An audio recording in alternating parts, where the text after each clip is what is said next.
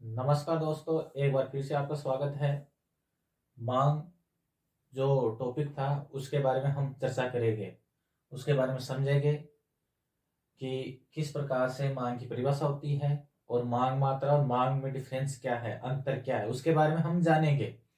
Second grade में ये very very important topic है। इससे बहुत सारे क्वेश्चन आते हैं सेकेंड ग्रेड में, हर बार 3 से 4 क्वेश्चन जरूर जरूर आते हैं। जहां तक मेरा अनुभव है, पिछले साल पिछली बार जो सेकंड ग्रेड लगी थी उसमें 20 क्वेश्चन में से 14 क्वेश्चन मेरे सिलेक्टेड क्वेश्चन थे। इस बार मैं बताता चलूंगा आपको कि इसमें से कौन से क्वेश्चन है जो आने वाले इंपॉर्टेंट है। जैसे मान लीजिए डिमांड, मांग। मांग क्या है? मांग के बारे में हमने पिछले वीडियो में बताया कि मांग है क्या है, इच्छा तत्परता से संबंधित है। लेकिन मांग और मांग मात्रा में डिफरेंस क्या है, यहाँ से हम स्टडी करेंगे। जैसे मांग की डेफिनेशन समझाते हैं, आपको परिभाषा बताते हैं। मांग एक वस्तु की उन विभिन्न संभव मात्राओं से, एक वस्तु की, कोई वस्तु हो सकती है, एक वस्तु की उन विभिन्न संभव मात्राओं से है जो कोई उपभोक्ता उस वस्तु को विभिन्न कीमतों पर खरीदने के लिए तैयार है। विभिन्न कीमत, जैसे मान लो कीमत है 5 रुपए, मात्रा कितनी भी खरीद सकता है, उपभोक्ता की आवश्यकता के अनुसार है। जैसे मान लो 4 मात्रा भी खरीद सकता है, 2 मात्रा भी खरीद सकता है ये नहीं? तो हम देखेंगे विभिन्न कीमतों पर खरीदने के लिए तैयार है, उसे कहते हैं हम मांग। अब मांगी गई मात्रा क्या है उसके बारे में हम जानेंगे।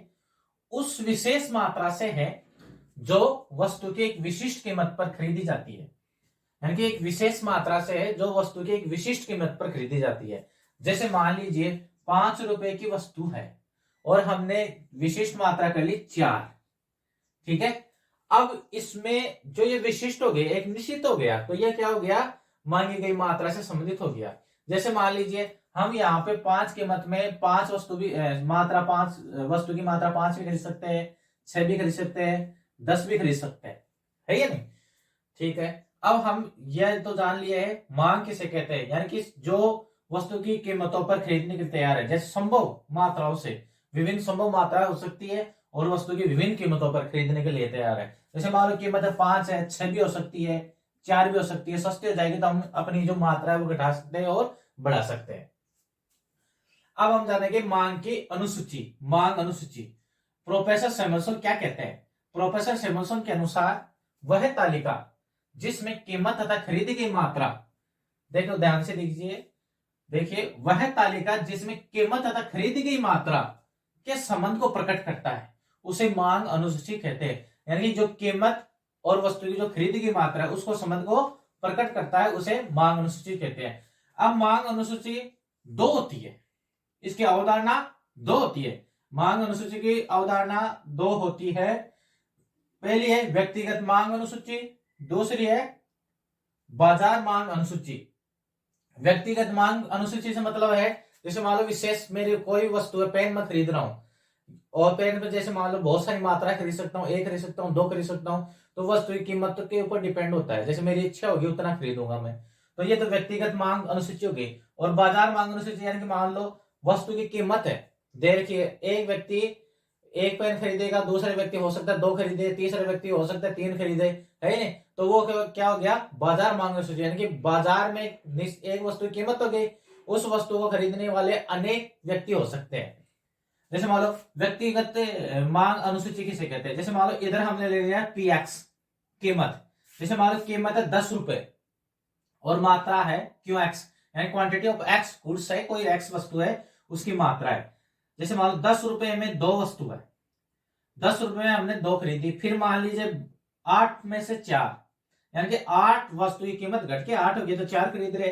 फिर वस्तु की कीमत और घट गई, 6 हो गई तो 6 खरीद रहे। फिर हो गए, जैसे मान लीजिए और घट गई, 4 हो गई, फिर 8, फिर 2, फिर 10। यानी कि ये जो सिचुएशन थी, कीमत 10 थी तो 2 गई। ये हमने समझने के लिए लिया है, बल्कि ऐसा रेशियो नहीं होता है, कितनी भी हो सकती है क्वांटिटी, ठीक है। यहाँ देखो 10 है तो यहाँ 2 है, यहाँ 2 है तो यहाँ 10 है। अब इसी प्रकार के हम क्या लेते हैं, बाजार मांग अनुसूची। बाजार मांग अनुसूची में जैसे मान लो प्राइस ऑफ एक्स ए, यानी कि एक्स ए है, यहाँ पे ए व्यक्ति है। मान लो यहाँ पर ए बी सी कितने व्यक्ति भी हो सकते हैं। यहाँ प्राइस ऑफ एक्स गुड्स यानी कि वस्तु की कीमत, 10 रुपए में ए व्यक्ति खरीदता है 2, और बी व्यक्ति खरीदता है 4, और सी व्यक्ति खरीदता है 6। अब 8 रुपए में स्वाभाविक है कीमत घटेगी तो मांग बढ़ेगी, मात्रा बढ़ गई मांग की। अब यहां देखो 8 में 4, फिर यहाँ कितना 6, और यहाँ 8, फिर ये देखोगे फिर और कीमत घटी तो 6, 8, 10। तो इस प्रकार से ये तो हो गई है हमारी बाजार मांग अनुसूची। इसे कहते हैं हम बाजार मांग अनुसूची। और व्यक्तिगत मांग अनुसूची में एक व्यक्ति विशेष होता है, एक व्यक्ति विशेष होता है जिसकी मतलब एक कोई भी वस्तु है उसको खरीद रहा है, उसके बारे में दिया जाए। मान लो ए व्यक्ति है, मान लो एक व्यक्ति विशेष हो गया, और क्वांटिटी ए व्यक्ति, यानी ए व्यक्ति के द्वारा वस्तु एक्स की कितनी मात्रा खरीदी जा रही है। यहाँ क्या है, प्राइस ऑफ एक्स हो गई और व्यक्ति अलग अलग है ए बी सी, मतलब क्वांटिटी प्राइस तो एक निश्चित हो गई एक्स वस्तु की, और खरीदने वाले कितने हो गए क्वांटिटी। जैसे मान लो एक्स की ए व्यक्ति, फिर है एक्स की क्वांटिटी एक्स की बी व्यक्ति, क्वांटिटी एक्स सी व्यक्ति।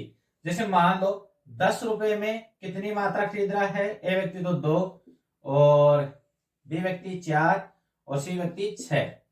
ठीक है, तो ये अलग अलग व्यक्ति के द्वारा अलग अलग व्यवहार हो सकता है। तो दोस्तों यहां से हम जो सेकंड ग्रेड में क्वेश्चन यहां से ये पूछ सकता है, व्यक्तिगत मांग अनुसूची किसे कहते हैं, जिसमें एक व्यक्ति विशेष एक वस्तु की मात्रा खरीद रहा है। और बाजार मांग अनुसूची किसे कहते हैं, यानी कि बाजार में कीमत दी आएगी और एक व्यक्ति नहीं होगा, इसमें बहुत सारे व्यक्ति हो सकते हैं। यहाँ एग्जाम्पल हमने लिया 3 व्यक्तियों का, तो यहाँ से क्वेश्चन पूछा जा सकता है। फिर यहाँ से क्वेश्चन ये पूछा जा सकता है मांगी गई मात्रा और मांग में क्या डिफरेंस है, और मांग अनुसूची किसे कहते हैं। तो मांग अनुसूची के लिए डेफिनेशन हमने यहाँ समझा दी है, वह तालिका जिसमें कीमत तथा खरीदी गई मात्रा को संबंध को प्रकट करता है, यानी कि कीमत और खरीदी गई मात्रा, जी हाँ देखो कीमत है और ये मात्रा है, उसके संबंध को प्रकट कर रहा है, उसे क्या कहते हैं, मांग अनुसूची कहते हैं। जैसे यहाँ बाजार मांग अनुसूची में ये दोनों संबंध को बताता है। ठीक है दोस्तों, धन्यवाद। आज के लिए इतना, और अगली नेक्स्ट क्लास में हम आगे और बढ़ेंगे, जो इंपोर्टेंट टॉपिक है उसके बारे में और चर्चा करेंगे, पढ़ाएगा आपको। धन्यवाद।